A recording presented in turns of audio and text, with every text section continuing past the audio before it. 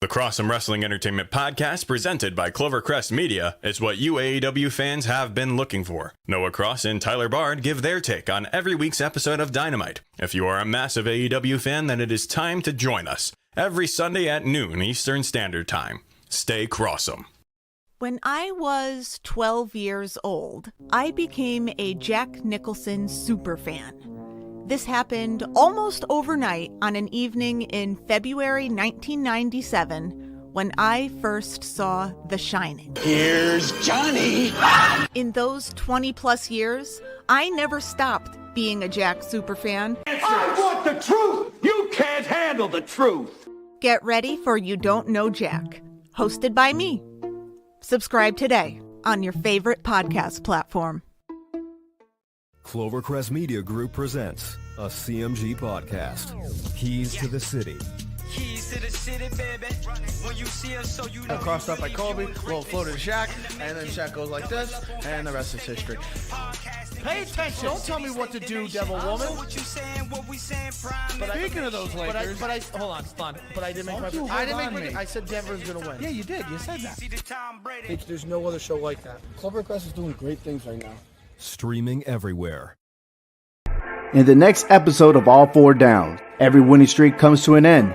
Which Joe, Jace, Sean, and I will tell you more about it, plus the top 25 Heisman candidates and the college pick'em. Follow us and join us this Wednesday at 7:30 p.m. Eastern Standard Time on YouTube, Facebook, and Twitter.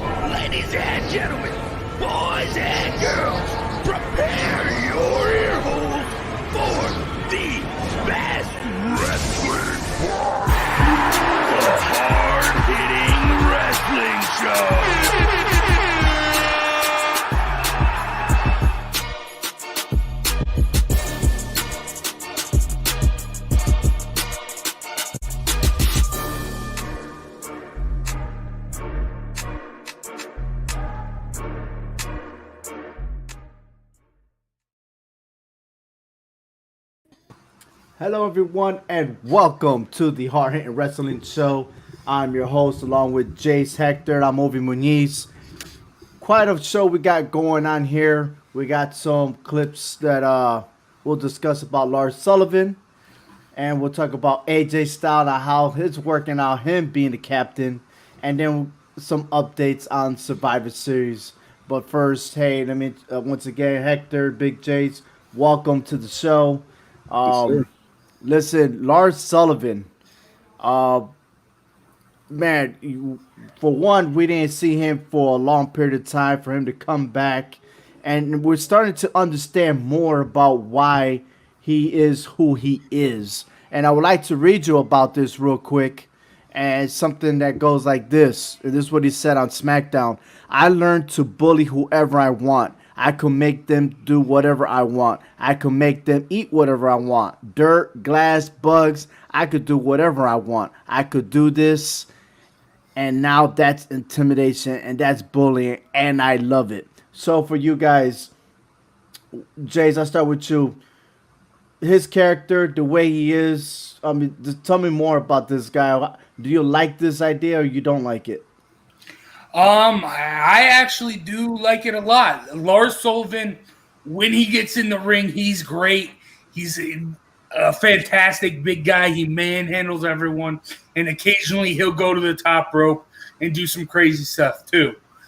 But one thing that is very underrated is the way he talks. He just watching that interview, you get chills. You feel you don't like this guy because of how he's talking. He really is playing up to this bully and this freak persona, and I love it a lot. He's doing very, very well, and I hope that he can get past all the outside stuff so he can finally get his run in the WWE and get his run on SmackDown to see what he is truly made of going up against the main roster.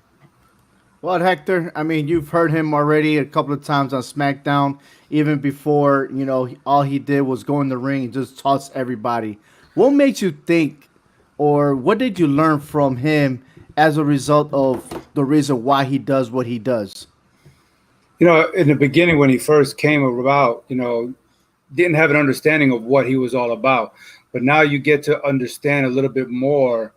And so, I can kind of sympathize with how it's what he's saying, because I too was bullied, but how you take it, how you approach, that it's a whole different thing. He's taking it the way he knows how, and he's going to be a force to be reckoned with pretty soon. You know what I'm saying? To anyone who comes into to gets in his way. So, SmackDown, they better watch out. Raw, whoever, it doesn't matter. They get in his way, they're going to feel the wrath of Sullivan. Well, speaking about the wrath, we got the Survivor Series coming up. Could we potentially see Lars Sullivan added to the SmackDown roster? He's my pick for that last spot. I would love to see him. As soon as my little brother saw Lars Sullivan and he came into SmackDown and messed up Lucha House Party all the way, I don't remember if that was last year or the beginning of this year. As soon as my brother saw that, he's all like, Lars needs to take on Braun Strowman. So to see Lars and Braun Strowman possibly meet in the center of the ring during Survivor Series, that would be amazing. And I am 100% in on that. I think he would be a wild card, but since he don't have no beef with anybody on that team, I don't think he will be able to I don't think he'll fit right in that scenario. You see, I'm thinking Murphy's going to be the wild card in this because he told Aaliyah, trust me. You see, so he's got something up his sleeve on why he got Seth Rollins into that team. But you're right. If Sullivan was on that team, you can forget it. I think it's hands down that, they will fear him. Even his teammates will. They will back off. They'll let him do what he has to do, and he probably will eliminate half of the Raw roster. You got a point there. Great point. But the other person you want to think of is Daniel Bryan. Daniel Bryan, who actually got beat up after the match to Jey Uso. Well, not to say that he wants his shot and being in the team to get even with Jey Uso. I mean, that's just another feud waiting to happen. So it'll be interesting to see what's going to happen this SmackDown Friday night. Maybe we'll get to see Murphy versus Daniel Bryan for the final spot. Who knows? But what we do know is that there's got to be somebody to fill in against a team like Team Raw, which is stacked. And I'm going to tell you right now, Monday Night Raw, AJ Styles, who swears up and down he wants to be the captain of the team. No one acknowledges him as a captain. How can they put the differences aside and be a team? I think they can. You know what I'm saying? I think they're getting the differences out the way right now. Let's get all this machismo out the way because we got a common goal come Survivor Series. And going back to SmackDown, I don't recall ever seeing a whole team of heel or faces. We've always got a mixture. But right now, you look at SmackDown, looks like they're trying to get rid of Kevin Owens. He's always had bad luck with Survivor Series. So it's like if they get rid of him, you already got 3 heels on that team. That's already going to make that team dangerous. But I don't think as dangerous as Raw. Raw got that Raw power. You got nothing but brute strength on that team. So, you look at it, I think they're going to work well. You got the skipper trying to keep the glue together. So who's the weakest link on Team Raw right now? Do you think it's a skipper or do you think it's Dopey? I think it's Dopey. I think it's Dopey? I think so. No, I think it is. I think it's Fireface. I think it's Sheamus. He's the one who's not willing to work with anyone. Well, we know Braun Strowman's thing. He's going to give people hands, and he just wants to really go in there and mess stuff up. Regardless, Braun Strowman's Braun Strowman. AJ Styles has seemed from this past week, he seemed to make Keith Lee and Matt Riddle work together, which we all knew that they were going to work together. They were a tag team for a little bit in NXT, so they have history. They're going to work together. But Sheamus, we saw it also last night when he was talking with Drew. He's complaining about his team. Sheamus is the weak link. He cannot work with these guys. He's struggling to get along with these guys, and I think he is the weak link because of that. I disagree. I think because he talked to Drew McIntyre gave him a little pep talk. I mean, Drew McIntyre was teaming up with the New Day, and he was already clapping his hand, even though Sheamus didn't like the New Day. Yeah. But in the sense, it was, listen, you got to pick your battles. You know, this is what the cards laid in front of you. You just got to learn how to put your differences aside and work as a team, work together. Because if everybody's an individual, guess what? You're not going to win, and you're not going to move far up. And who would have thought AJ Styles being the voice of reasoning? You know what I'm saying? Out of everybody on that team, he's the voice of reasoning. He called it down the line as a referee, even though he got kicked so many times. Yeah. And now you know why you have this 7'3" guy by his side. Just saying. Which I'm also surprised he's with AJ Styles, and where's Shane McMahon? You're right. I do want to credit AJ Styles because he's doing very well. I know everyone's saying, no, you're not my captain. He's doing very, very well as captain. Going back not just to yesterday, last week he was able to get Keith Lee and Sheamus to work together to stop Braun Strowman from getting on the team. Eventually, Braun Strowman just overpowered them and got the win to join the team. And then this past week, he was able to make the teams to build that chemistry between Riddle and Keith Lee. But then also he did try to he even things out with Braun and Sheamus by saying, okay, he tagged in while you had it, so now I got to let him tag in while you got. So he is trying his best, and he's doing a pretty good job. I'm interested to see how the captain dynamic goes with SmackDown, because you have we're seeing a lot of diversity and a lot of headbutting on Raw, but you have bigger egos on the SmackDown side of things. Now, let me ask you this, Hector. Watch this. Set aside after the Survivor Series, whatever happens. But if AJ Styles is willing to make this work and having them on the roster, right? Could we see maybe them going against Retribution? That will be awesome. And Retribution thought they had a problem with the Hurt Business. They will have something to deal with this monster of a team. Seriously, that will be awesome if he can get everybody on the same sheet of music. You know, I think AJ Styles sees the bigger picture.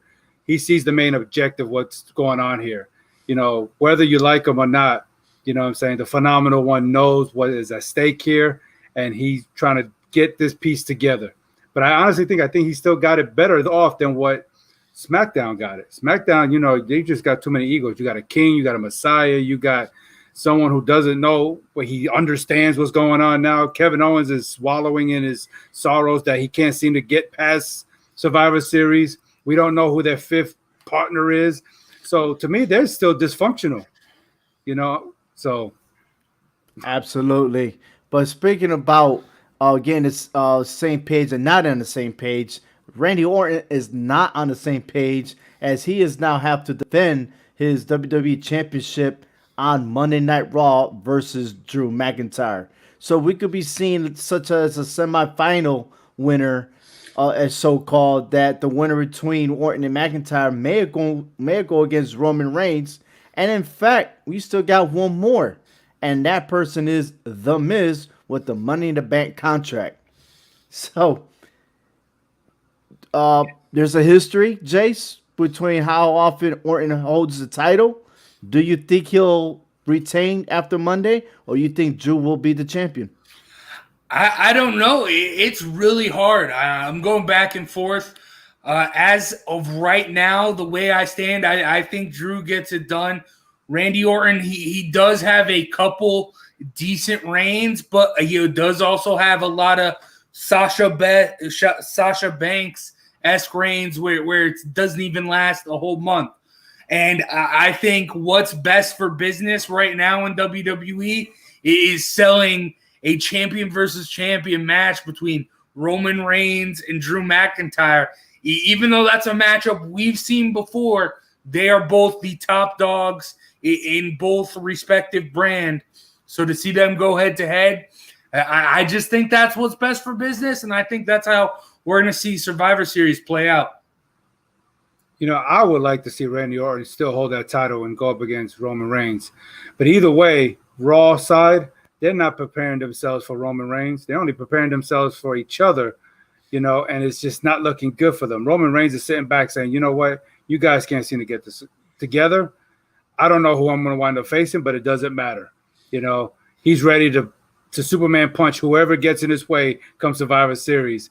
And I think, you know, that kind of gives him the advantage. But you're right, you know, it doesn't fare well for Randy Orton history-wise. You know, I'm still going to hold on to that thin hope that he holds this title to Survivor Series so he can face off. But as long as it ain't The Miz, I'll be okay. I don't know, man. I'm going for The Miz. I think The Miz need to come out there and create some chaos. Maybe we get to see The Miz and Roman Reigns. I don't think I've ever seen that match, to be honest with you. I've seen a bunch of Roman Reigns and Drew McIntyre. I've already seen it with Randy Orton. It's time for some fresh meat in the Survivor Series. And really, you're talking about Survivor Series, it's The Miz trying to survive. You know what I mean? So we'll see. We'll see on that. What's also changing the subject real quick. Asuka, she wrestled Nia Jax this one, and I'm a little bit confused on how that went. You know, Asuka and Sasha Banks are going to go at it for the Survivor Series, but I'm just confused why Asuka had to wrestle Nia Jax. Nia Jax is the tag team champion. There's no relevance here whatsoever. Who's supposed to be the number one contender for the Raw Women's title? I don't get it. Yeah, you're right. No one right now. That's really like it makes sense seeing as how we're going into a champion versus champion pay-per-view. But they definitely have to iron something out, and I think we have. I think they're sowing a little bit of seeds here for the future, and we might see something with Nia Jax and Asuka. Even though we've seen it before, it doesn't really intrigue me that much. A matchup that does intrigue me, however, is Shayna Baszler versus Asuka, because in the fight game they say styles make fights, and stylistically, both of these two women in the ring, that should be interesting. So if I were making the WWE rankings, my number one contender right now for the Raw Women's Championship is Shayna Baszler. I say take those titles off of them and let them two go at it. Yes, sir. Absolutely. And why not give it to Mandy Rose and Dana Brooks? Yes. I mean, they've been biting. So we'll see. But then again, we forgot another superstar that may be making their return soon, and that could be Charlotte Flair. All right. You know, she is due to come back, even though it's projected to be in January for the Royal Rumble. But rating speaks everything, and if they need her, you know, she'll come, and I think she's ready. Because you see, Carmella already made her appearance, and she made a statement against Sasha Banks already. Absolutely, and to top it off, if we're having a semifinal on Raw, why not have it on SmackDown? And that'll be brilliant to have Sasha Banks and Carmella to go at it for the SmackDown Women's title. You know, that will be phenomenal because we already know that Asuka could manhandle Sasha Banks. It's clearly all the way Asuka, and that's like an automatic 1 point for Raw. And I'm not trying to jinx it to make it like football when you say guaranteed kick and then they miss. But I don't think that match is favored for a pay-per-view event. But if you put Carmella in the mix, I think so. So the other one here, tag team, the New Day will defend their title versus the Hurt Business. 2 weeks ago, the Hurt Business won fair and square. You know, legit, no interference whatsoever. Could we see that happening again this week, this Monday Night Raw?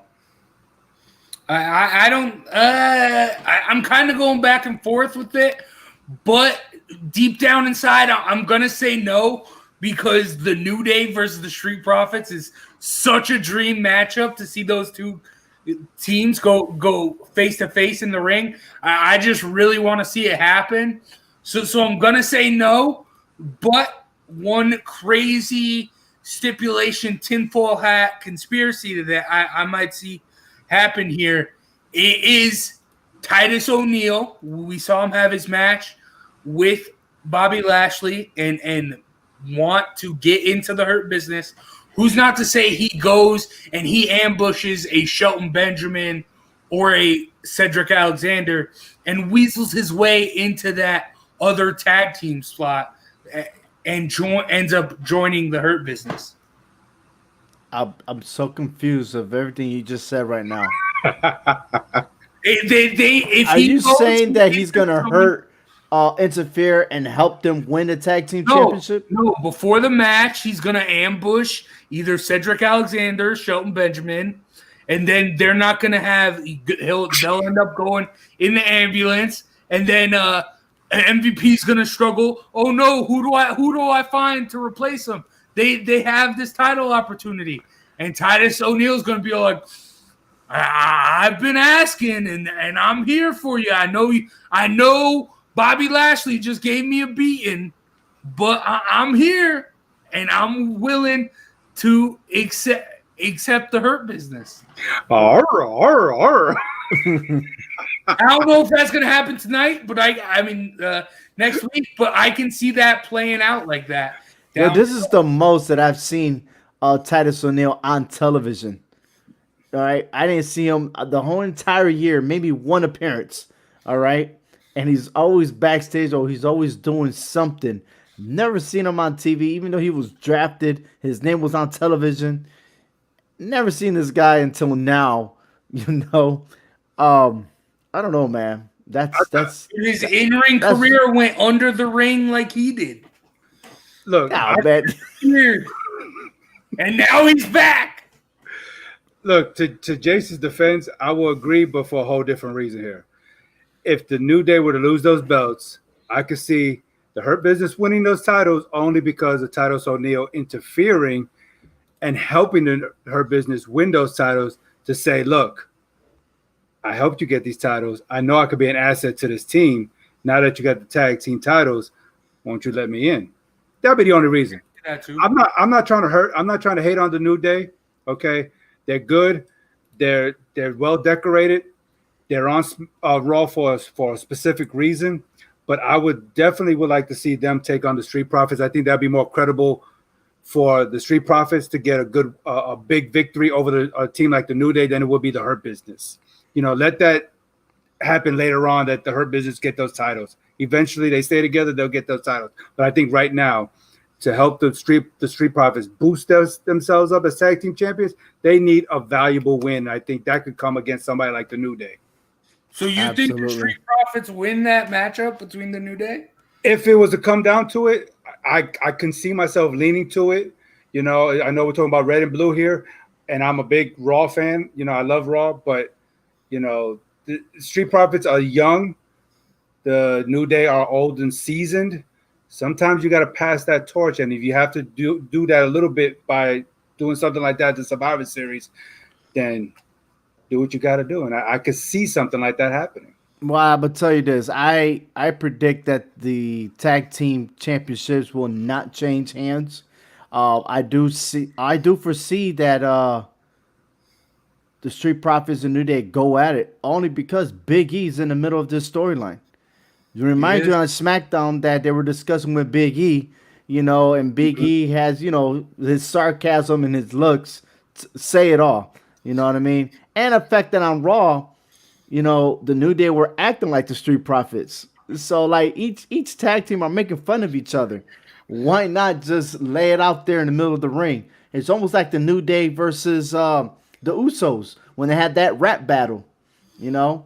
I can see that this is a match worth it, and I think if the Hurt Business do win, it kind of ruins it, you know. Yeah. Unless we get these tag teams in one brand, which we're not gonna be able to see anytime soon. But this is a match worth watching for Survivor Series. And it will be a good opening match, to be honest with you. Not a kickoff show, an opening match. But, hey, another title, another set of champions going at it will be United States Champion Bobby Lashley versus Intercontinental Champion Sami Zayn. Now, this storyline has not developed. This is just, hey, yeah, I know Sami Zayn's over there, but I'm the CEO of the Hurt Business. Sami Zayn did make some small statements, but it's not really, there's no build up to this. It's just like, here you go, you guys match up.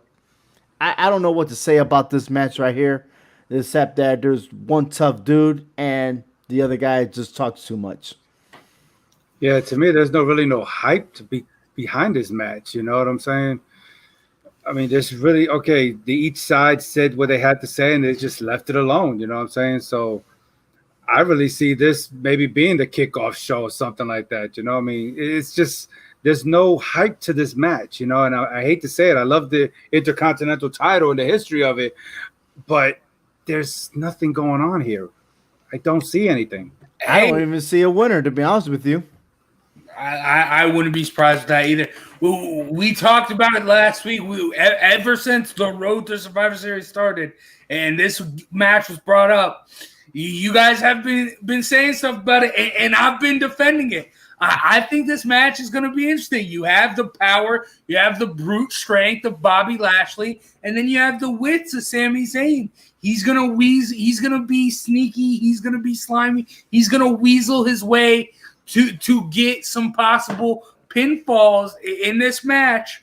And I think it's going to be a lot better than people think. And this match could even steal the show at Survivor Series.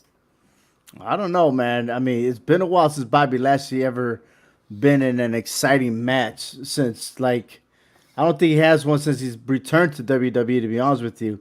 I think we've all been blindsided between him and Lana that we forgot the real, Bobby Lashley, to be honest with you. But we'll wait and see. I mean, like I said, we got another week and a half to go to see the Survivor Series. Next Tuesday, we have our prediction show. Hopefully, we have the full stack. We'll also be on Sunday, November 22nd, the kickoff show. And, of course, that'll be our final season, November 22nd. Yes, the Hard Hitting Wrestling show will be taking a break. And then we'll be prepared, for the Royal Rumble, which is happening in January. But, hey, tomorrow's Veterans Day. So salute to everybody that's wearing the uniform and those that serve. Thank you very much. I know myself and Hector have been there. So by all means, hey, take care, everybody. The pandemic is getting high. So, like I said, everyone be safe. Hopefully everybody's calmed down after the election. And so much is going on. And I think I'm like, I don't know if you guys feel the same way, but I just can't wait till this year's over and we start something new in 2021, right? Hell yeah. Yeah. So, hey, guys, thank you very much for being on. Stand by real quick. Hey, once again, HHW Show.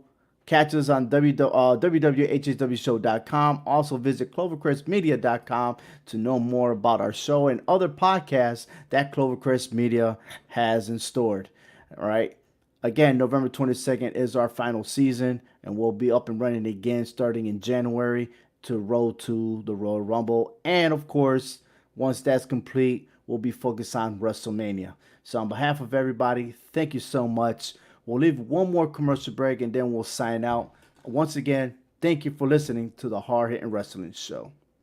In the next episode of All Four Down, every winning streak comes to an end. Which college team fell victim, and can they make a comeback? And speaking about comebacks, 4 college games resulted in an epic finish. Joe, Jace, Sean, and I will tell you more about it, plus the top 25 Heisman candidates and the college pick'em. Follow us and join us this Wednesday at 7:30 p.m. Eastern Standard Time on YouTube, Facebook, and Twitter. Visit the HHWShow.com sportscast where you can find all the news, rumors, updates, and predictions from the Hard Hitting Wrestling Show, all 4 downs, join about the G-Men, and keys to the city. If you ever want to do a podcast, this is the place to do it. Starting at $15 a month, you can get unlimited hosting and $50 a month for the full package. Visit CloverCrestMedia.com for more information. A big thank you to the StreamYard for their fine streaming service. On behalf of HHW crew, I am Obi Muniz. Thank you for listening to the Hard Hitting Wrestling Show.